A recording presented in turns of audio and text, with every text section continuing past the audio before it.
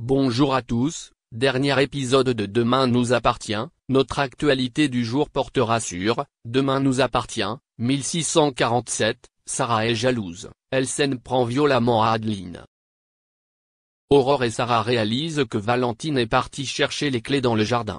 Aurore va tenter de faire tomber Simon, elle affirme au procureur que le compagnon de cellule de Gerso était corrompu, même si Timothée n'a au fond trouvé aucun lien entre Simon et Myriam.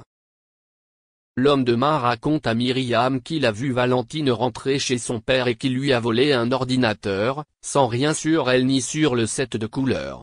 Myriam Becker a accepté de payer cette somme. Myriam se rend chez Simon pour lui proposer d'arranger ses finances. Myriam souhaite que Simon soit son avocat, mais il lui dit qu'il ne veut plus avoir de contact avec elle.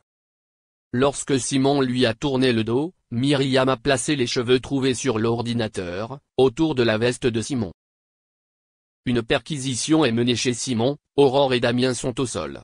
Les cheveux ont été retrouvés et Damien les a identifiés comme étant ceux de Valentine. Aurore se fera un plaisir de demander à Simon. Même si elle avoue à Xavier qu'elle pense que c'est Myriam qui l'a piégé. Xavier décide de placer Simon en garde à vue. Nordine informe Manon que Simon a été arrêté par la police mais cela ne change rien pour elle quant à la culpabilité de Myriam. Nordine ne supporte plus que Manon accuse sa mère, il prépare ses affaires et lui dit que tout est fini entre eux.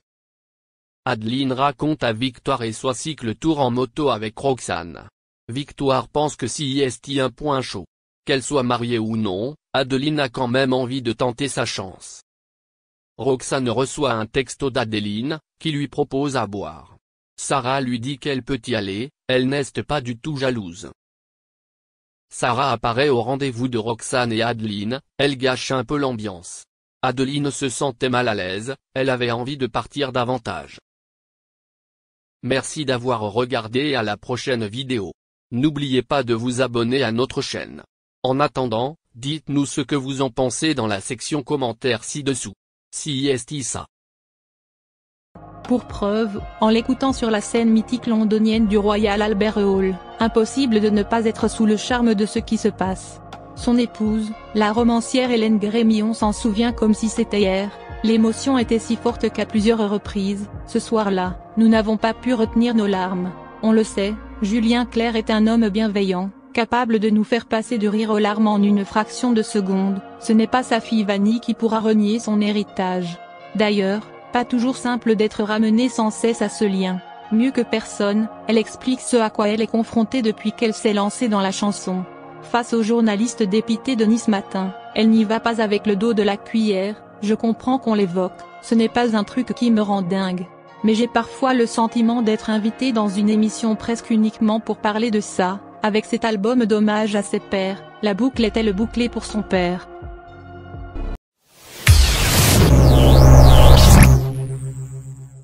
Depuis l'année dernière, l'inclassable Jean-Pierre Pernaut n'est pas revenu travailler à LCI, le journaliste star avait participé pour la dernière fois à son show Jean-Pierre et vous, le 17 décembre 2021.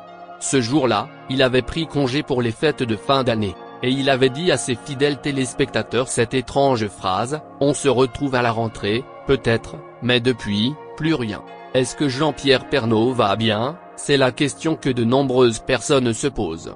Cela fait maintenant 2 mois qu'il n'a pas fait d'apparition publique.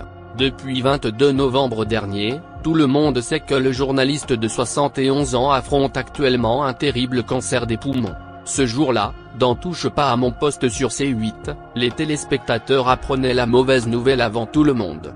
Touché une première fois à la prostate, il lutte cette fois-ci contre un cancer du poumon. Si sa fille Lou a expliqué que ce cancer a été diagnostiqué à temps.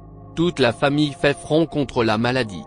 Son épouse Nathalie Marquet ne cache pas sa peine, mais l'ancienne Miss ne se décourage pas pour autant. Aux côtés de Cyril Hanouna, cette dernière a précisé qu'il avait un moral d'acier. Et de poursuivre, il est content de bosser à droite, à gauche, de faire les magazines sur LCI.